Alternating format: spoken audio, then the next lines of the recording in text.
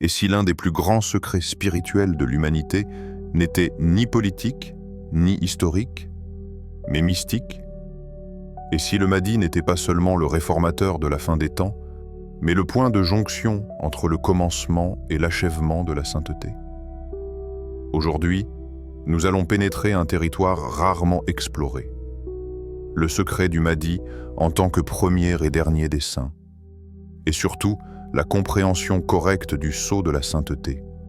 Ce mystère divin chargé de protéger la lignée spirituelle des élus à travers les siècles. Si tu fais partie de ceux qui cherchent la vérité au-delà des apparences, abonne-toi dès maintenant à la chaîne Témoins d'Allah.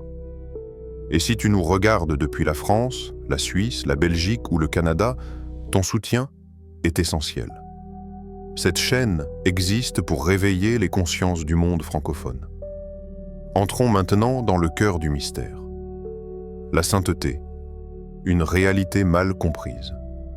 La plupart des gens, lorsqu'ils entendent le mot « sainteté », imaginent immédiatement une figure lointaine, figée dans le passé, entourée de légendes, de récits embellis et parfois même de superstitions.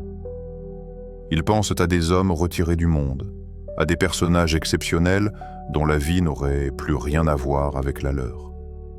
Cette perception est l'une des premières illusions à dissiper.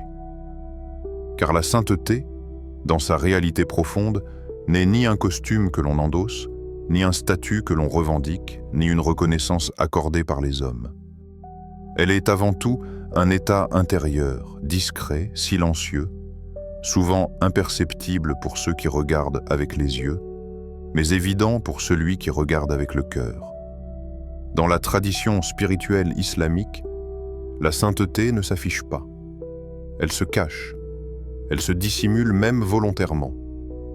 Non par faiblesse, mais par protection. Le lien qui unit le serviteur à Dieu n'a pas besoin de témoins pour exister. Il ne se nourrit ni d'applaudissements, ni de titres honorifiques, ni de notoriété. Au contraire, plus ce lien est pur, plus il est à l'abri des regards. C'est précisément cette invisibilité qui trouble les esprits modernes, habitués à mesurer la valeur par la visibilité, l'impact par l'audience, et la vérité par la reconnaissance collective.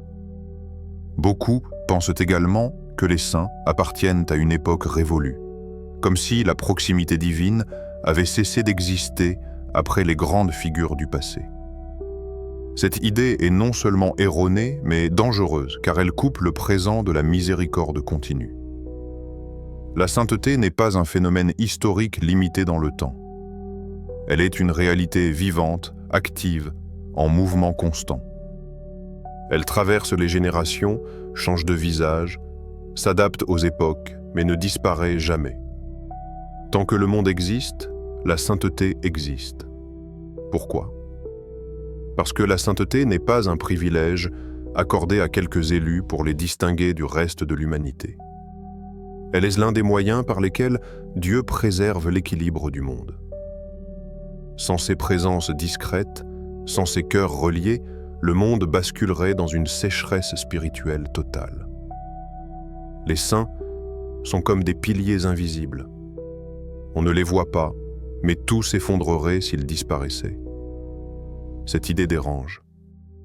Elle dérange parce qu'elle remet en cause une vision simpliste du bien et du mal, du sacré et du profane. Elle dérange surtout parce qu'elle affirme que le monde actuel, malgré sa corruption apparente, n'est jamais totalement abandonné. Il est toujours soutenu, maintenu, retenu de l'effondrement par une sagesse que la majorité ignore. Mais la sainteté ne se manifeste pas de manière chaotique. Elle n'est pas laissée au hasard. Elle n'est pas une accumulation d'individus isolés, chacun suivant son propre chemin sans lien avec les autres. La sainteté possède une organisation, une architecture spirituelle précise, connue de Dieu seul dans sa totalité. Il existe des degrés, des responsabilités, des rôles invisibles. Certains soutiennent, d'autres orientent, d'autres protègent. Et cette structure n'est pas figée. Elle est dynamique, fluide, adaptée aux besoins spirituels de chaque époque. C'est ici que beaucoup se trompent. Ils imaginent la sainteté comme une simple vertu morale. Être bon, être juste, être pieux. Or, si ces qualités sont nécessaires, elles ne suffisent pas à définir la sainteté. La sainteté est avant tout une fonction spirituelle, un point de passage de la miséricorde divine vers le monde. Le saint n'est pas seulement quelqu'un qui se rapproche de Dieu, il est aussi quelqu'un par qui Dieu agit, sans que cela ne soit toujours visible ou spectaculaire. Cette fonction explique pourquoi la sainteté est souvent mal comprise, voire rejetée. Elle ne correspond pas aux critères humains de réussite spirituelle. Elle ne se conforme pas aux attentes sociales. Bien souvent, pourtant, c'est précisément dans ce retrait apparent que réside leur force. Il est également important de comprendre que la sainteté n'est pas synonyme d'infaillibilité extérieure. Les saints restent des êtres humains, avec leurs limites, leurs épreuves, leurs douleurs. Ce qui les distingue n'est pas une perfection visible, mais une orientation intérieure constante. Leur cœur reste tourné vers Dieu, même dans la confusion, même dans la nuit, même lorsque tout semble se dérober autour d'eux. C'est pour cette raison que la sainteté échappe au jugement rapide. Celui qui cherche à identifier un saint à partir de signes extérieurs se trompera presque toujours. La sainteté se reconnaît moins par ce qui est dit que par ce qui s'est porté. Moins par les discours que par la présence. Moins par l'action visible que par l'impact invisible. Enfin, il faut comprendre une chose essentielle. Si la sainteté est structurée, alors elle possède nécessairement un sommet. Toute organisation, même invisible, obéit à une hiérarchie de sens. Non pas une hiérarchie de domination, mais une hiérarchie de responsabilité. Ce sommet n'est pas un trône, ni un pouvoir, ni un privilège. Il est un point de convergence, un lieu où toutes les saintetés se rejoignent, se résument et trouvent leur cohérence. C'est à partir de cette réalité que l'on peut commencer à entrevoir la profondeur du mystère qui entoure le Mahdi. Mais pour comprendre son rôle, il fallait d'abord briser les illusions, déconstruire les malentendus et rappeler que la sainteté n'est ni morte, ni désorganisée, ni abandonnée au chaos. Elle est vivante, protégée et guidée par une sagesse qui dépasse largement ce que l'œil humain peut percevoir. Le sceau de la sainteté, clé ou confusion. Le sceau de la sainteté est l'un des concepts les plus sensibles et les plus mal compris de la spiritualité islamique. Il suscite fascination, débat, parfois même rejet, car il touche à une frontière invisible, celle entre la vérité spirituelle et les interprétations humaines. Beaucoup ont voulu le simplifier. D'autres l'ont utilisé pour imposer des lectures rigides. Et certains l'ont carrément vidé de son sens, en le transformant en slogan ou en argument d'autorité. Pourtant, le sceau de la sainteté n'est ni un symbole abstrait, ni une idée vague.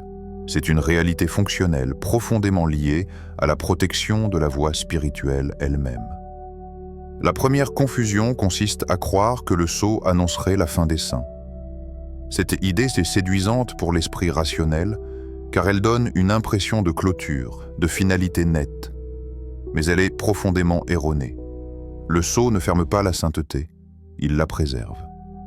Il ne met pas un terme à la présence des élus, il empêche leur dégradation. Il agit comme une limite invisible, non pour exclure, mais pour protéger. Pour comprendre cela, il faut changer de perspective. Le sceau n'est pas une fin chronologique, mais un principe de synthèse. Il concentre, rassemble et garantit l'authenticité de ce qui se transmet à travers les générations. Il est comparable à un sceau à poser sur un document précieux, non pas pour empêcher qu'il soit lu, mais pour garantir qu'il n'a pas été falsifié. C'est ici que le sceau devient un véritable verrou spirituel. Un verrou ne sert pas à enfermer arbitrairement, mais à empêcher les intrusions illégitimes. Dans le domaine de la sainteté, les intrusions sont nombreuses. Elles prennent la forme d'ego spirituel, de quête de pouvoir, de récupération idéologique ou même de sincérité mal orientée. Sans un mécanisme de protection, la voie serait rapidement corrompue, déformée, fragmentée. Le sceau empêche précisément cela. Il empêche que la sainteté devienne un terrain de compétition. Il empêche que chacun puisse s'autoproclamer héritier d'une autorité qu'il ne porte pas réellement. Car la sainteté, lorsqu'elle est mal comprise, attire les désirs les plus subtils. Reconnaissance, influence, domination morale. Le sceau agit comme une barrière invisible contre ces dérives. Il protège également la transmission authentique. Toute voie spirituelle repose sur une chaîne, visible ou invisible, qui relie les cœurs à leur source. Cette chaîne n'est pas seulement faite de connaissances, mais d'états intérieurs, de transformations silencieuses, de maturité spirituelle. Or, ce type de transmission est extrêmement fragile. Il ne supporte ni la précipitation, ni la vulgarisation excessive. Le sceau garantit que ce qui doit être transmis l'est au moment juste à ceux qui sont prêts, sans exposition inutile. C'est pour cette raison que tant de vérités spirituelles semblent cachées, voilées, ou même absentes des discours publics. Ce silence n'est pas un oubli. Il est une protection. Le sceau veille à ce que certaines réalités ne soient pas livrées à des consciences immatures, car une vérité mal reçue devient une épreuve plutôt qu'une lumière.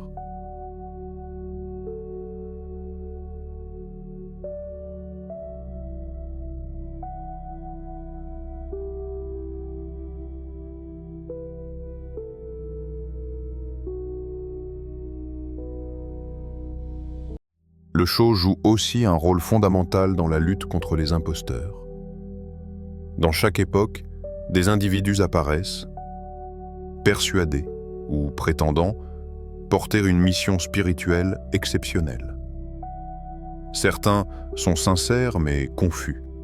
D'autres sont conscients de leur imposture. Sans le sceau, il serait presque impossible de distinguer l'authentique du factice. Car les imposteurs savent imiter les signes extérieurs, le discours, l'attitude, parfois même l'ascèse. Le sceau, lui, ne se manifeste pas par des signes visibles. Il agit dans l'invisible, dans la cohérence profonde de la voix. Celui qui n'est pas aligné intérieurement, celui qui cherche autre chose que Dieu, finit toujours par être dévoilé non par un scandale public, mais par une incohérence spirituelle. Le sceau ne dénonce pas bruyamment, il laisse le temps faire son œuvre. Cette discrétion est essentielle. Dieu protège ses élus sans les exposer. C'est un point capital. L'exposition prématurée détruit plus qu'elle n'élève. Elle attire les jalousies, les attaques, les incompréhensions. Le sceau agit donc comme une miséricorde cachée. Il permet au saint d'accomplir sa fonction sans être écrasé par le regard des hommes. Il faut aussi comprendre que le sceau n'est pas extérieur à la sainteté. Il en est l'expression la plus aboutie.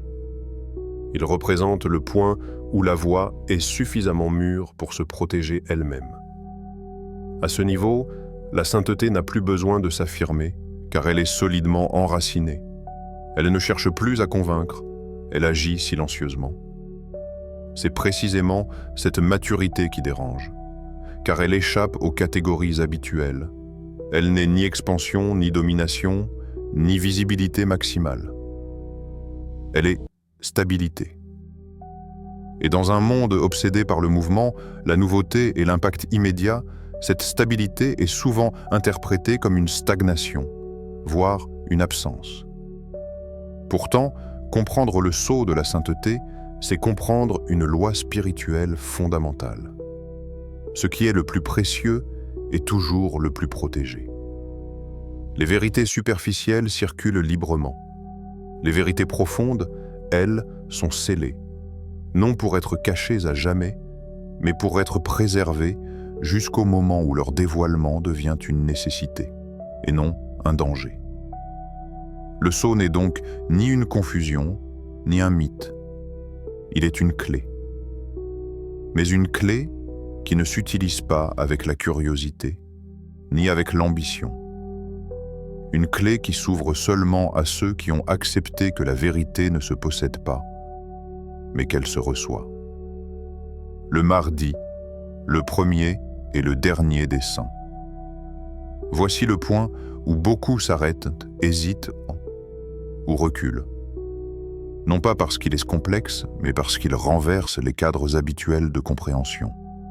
L'idée que le Mahdi serait le premier et le dernier des saints dérange, car elle ne s'inscrit ni dans une logique linéaire, ni dans une hiérarchie classique. Elle oblige à penser autrement le temps, la transmission et la fonction spirituelle. Dire que le Mahdi est le dernier grand saint sur le plan chronologique est relativement accepté. Cela correspond à une lecture de la fin des temps, à l'idée d'un accomplissement final. Mais affirmer qu'il est aussi, spirituellement, le premier, provoque un choc intellectuel et intérieur. Car cela signifie que la sainteté ne commence pas avec lui dans le temps, mais qu'elle aboutit à lui dans le sens.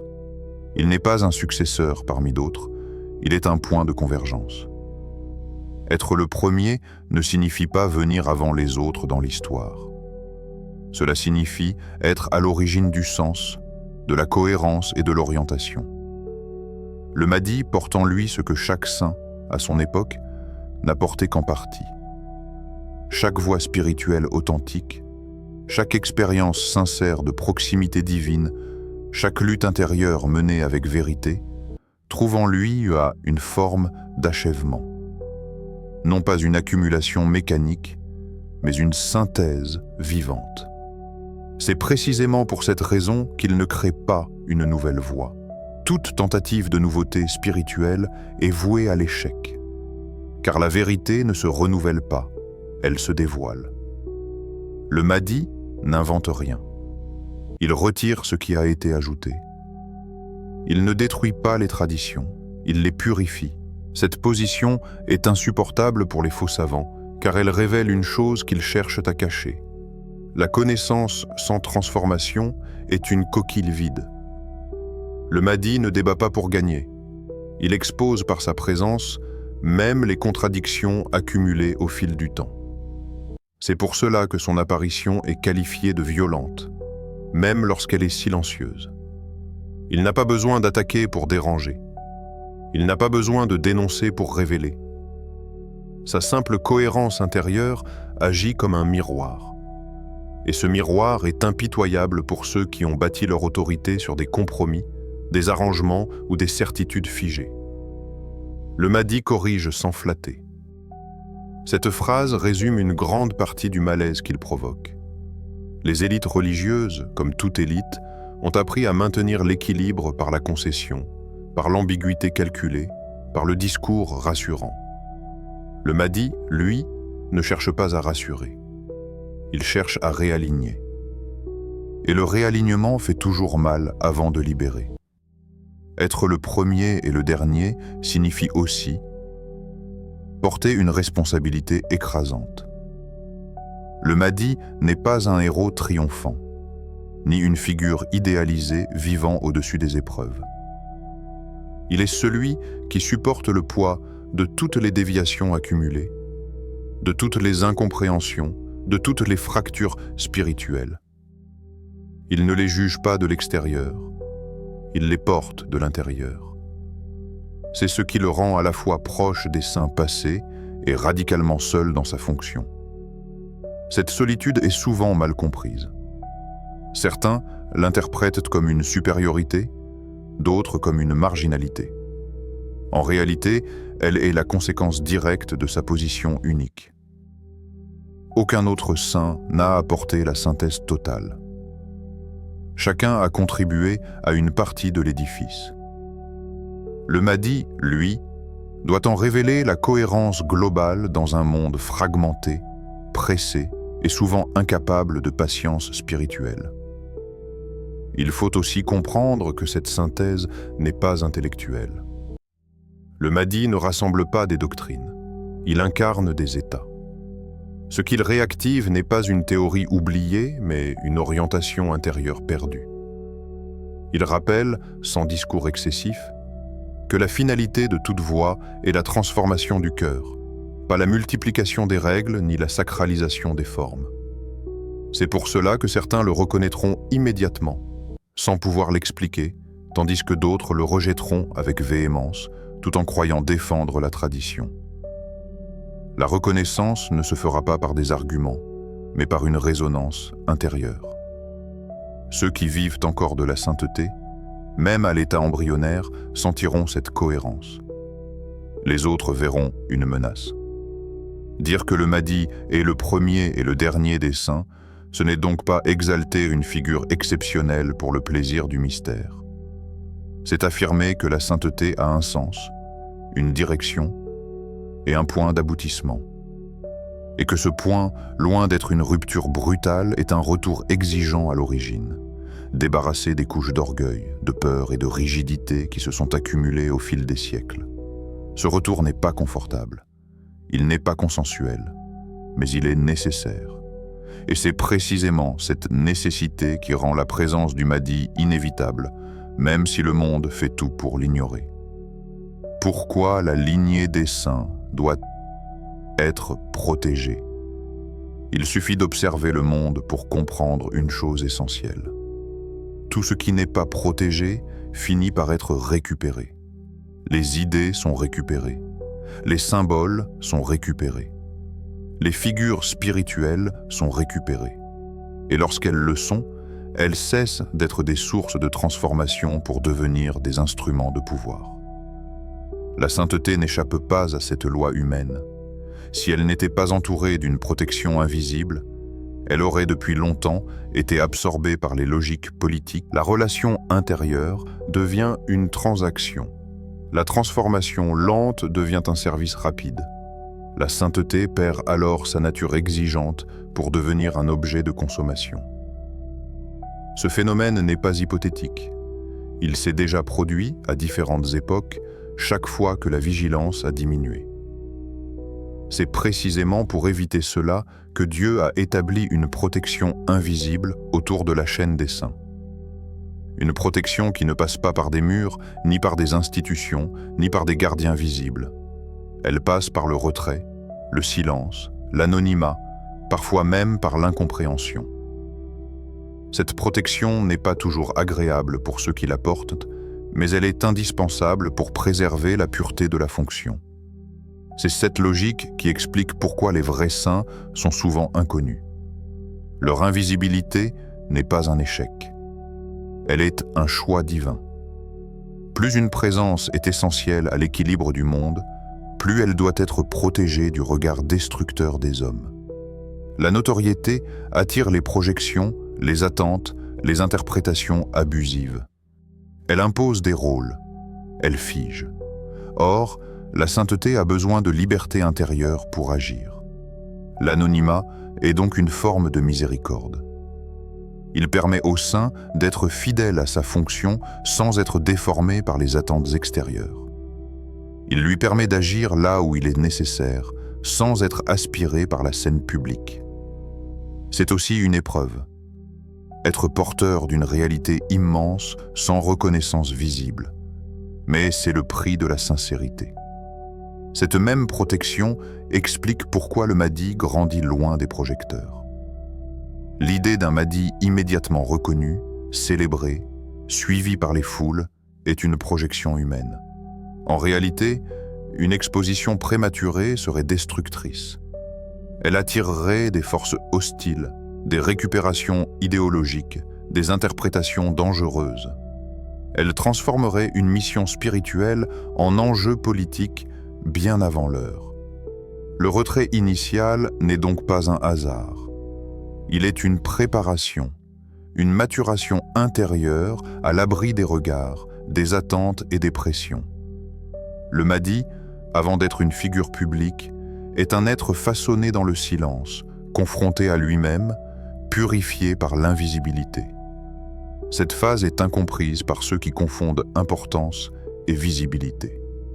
Mais dans l'ordre spirituel, ce qui est destiné à avoir un impact immense doit d'abord être profondément enraciné. La protection explique aussi pourquoi les plus grandes vérités sont révélées tardivement. Non parce qu'elles sont élitistes, mais parce qu'elles sont dangereuses si elles sont mal reçues. Une vérité révélée trop tôt peut devenir une source de confusion, de division, voire de violence. Le temps n'est pas un ennemi de la vérité. Il est son allié. Il prépare les consciences, il filtre les intentions, il sépare la curiosité de la quête sincère. Le sceau agit ici comme une barrière divine. Non une barrière d'exclusion, mais une barrière de discernement. Il empêche que la sainteté devienne un outil de domination humaine. Il empêche que certains s'érigent en intermédiaires absolus, s'appropriant une autorité qui ne leur appartient pas. Il empêche que la relation à Dieu soit confisquée par des structures rigides ou des personnalités charismatiques. Cette protection peut parfois donner l'impression que la sainteté est absente, que le monde est livré à lui-même.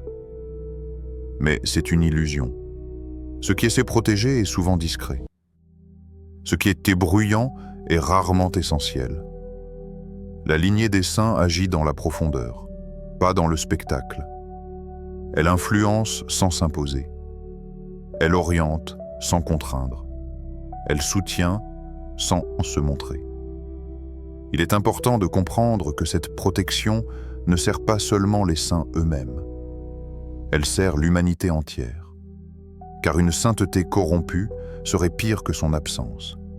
Elle donnerait l'illusion de la lumière tout en renforçant les ténèbres. Elle rassurerait les consciences tout en les éloignant de la transformation réelle.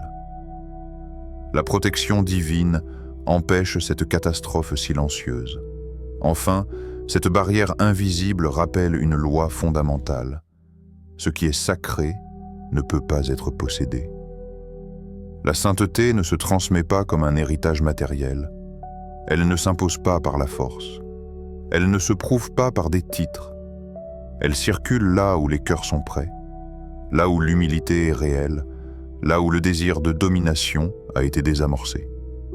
C'est dans cet espace protégé, loin des projecteurs, des récupérations et des simplifications, que la lignée des saints continue d'exister. Silencieuse, active, déterminante. Et c'est précisément cette discrétion qui garantit qu'au moment voulu, lorsque le monde sera suffisamment éprouvé pour écouter autrement, ce qui a été protégé pourra enfin être reconnu sans être déformé. Le secret. Final. Reconnaître sans dévoiler. Il existe un secret plus subtil que l'identité du Mahdi, un secret plus exigeant que la connaissance de son rôle, de son époque ou de ses signes.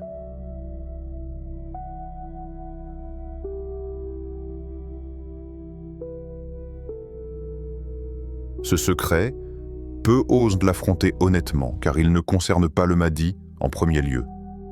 Il concerne celui qui prétend le reconnaître. Le véritable enjeu n'est pas seulement qui il est, mais qui est capable de le voir sans le réduire, de l'accepter sans le récupérer, de le reconnaître sans vouloir le posséder symboliquement. Et c'est là que beaucoup échouent, non par manque d'information, mais par excès d'ego spirituel. Tous ne verront pas, tous n'accepteront pas. Et cela n'est ni une injustice, ni un favoritisme. C'est une conséquence naturelle d'une loi intérieure. On ne reconnaît que ce à quoi l'on ressemble intérieurement. Reconnaître le Mahdi n'est pas un acte intellectuel.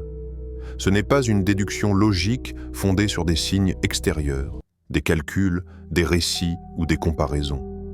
Ceux qui cherchent à l'identifier uniquement par ces moyens risquent de passer à côté de l'essentiel.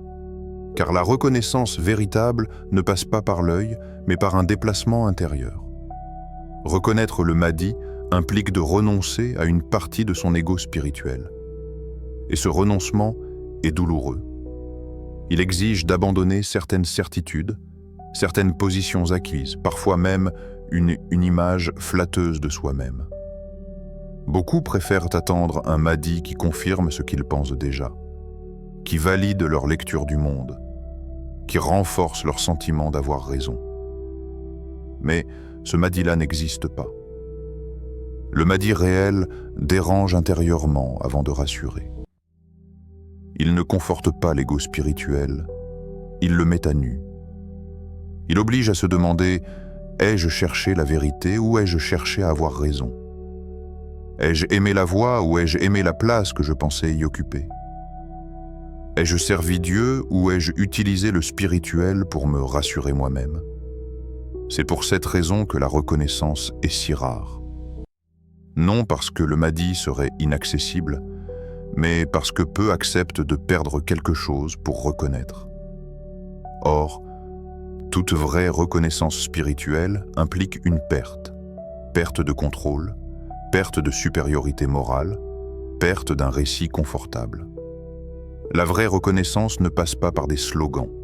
Elle ne passe pas par des déclarations publiques, des appartenances revendiquées ou des discours exaltés.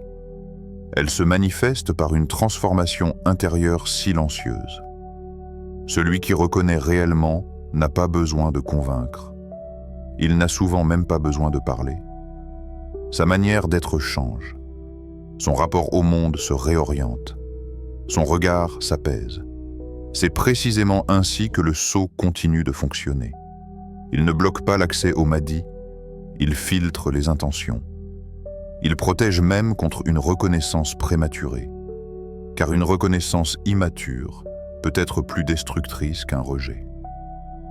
Être reconnu trop tôt par des consciences encore dominées par l'ego exposerait le Mahdi à des projections dangereuses. On voudrait l'utiliser, le placer, l'enfermer dans un rôle conforme aux attentes humaines. Le sceau agit donc comme une sagesse préventive. Il retarde la reconnaissance jusqu'à ce que celle-ci devienne un acte de responsabilité et non une excitation spirituelle. Il empêche que le Mahdi soit transformé en étendard, en idole ou en symbole creux. Il protège autant celui qui porte la fonction que ceux qui pourraient s'y perdre. Il faut comprendre une chose essentielle. Reconnaître sans dévoiler est une maturité spirituelle rare. Cela signifie savoir sans exposer, comprendre sans expliquer à tout prix, sentir sans vouloir prouver. Cette posture va à l'encontre de la culture moderne, obsédée par la visibilité, la déclaration et la prise de position immédiate. Pourtant, dans l'ordre spirituel, le silence est parfois la forme la plus haute de fidélité. Celui qui reconnaît vraiment n'a pas besoin d'annoncer. Il n'a pas besoin de rassembler. Il n'a pas besoin de créer un camp. Il sait que la reconnaissance n'est pas une mission extérieure, mais un ajustement intérieur. Il sait aussi que toute parole prématurée peut attirer ce qui détruit. C'est pour cela que certains reconnaîtront le Mahdi et resteront silencieux. Non par peur, mais par lucidité. Ils comprendront que le moment de la parole ne leur appartient pas. Ils accepteront de porter cette reconnaissance comme une responsabilité intime, non comme un trophée spirituel. D'autres, au contraire, rejetteront avec force. Ils verront une menace là où il y a un rappel. Ils défendront des formes, des structures, des discours, sans percevoir que ce qu'ils défendent n'est plus vivant. Leur rejet ne sera pas toujours conscient. Il prendra parfois la forme d'un zèle excessif, d'une rigidité soudaine, d'un refus de toute remise en question. Ce contraste est inévitable. Il ne s'agit pas d'attendre un événement spectaculaire, mais de préparer une capacité intérieure. Car lorsque le moment viendra, la reconnaissance ne ressemblera pas à ce que beaucoup imaginent. Elle sera simple, évidente, dépourvue de triomphe.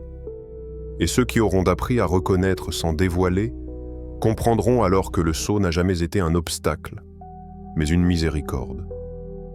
Une protection contre la précipitation. Une barrière contre l'orgueil. Et surtout, un rappel constant que dans la voie spirituelle, ce qui compte le plus n'est pas d'être parmi les premiers à parler, mais parmi les rares à comprendre sans se perdre. Le secret du Mahdi, le sceau de la sainteté, et la protection de la lignée des saints ne sont pas des concepts élitistes. Ce sont des miséricordes divines conçues pour préserver la vérité jusqu'au moment juste. Ceux qui cherchent sincèrement comprendront. Ceux qui cherchent le pouvoir rejetteront. Si ce contenu t'a éclairé, abonne-toi à Témoin d'Allah, partage cette vidéo et reste vigilant.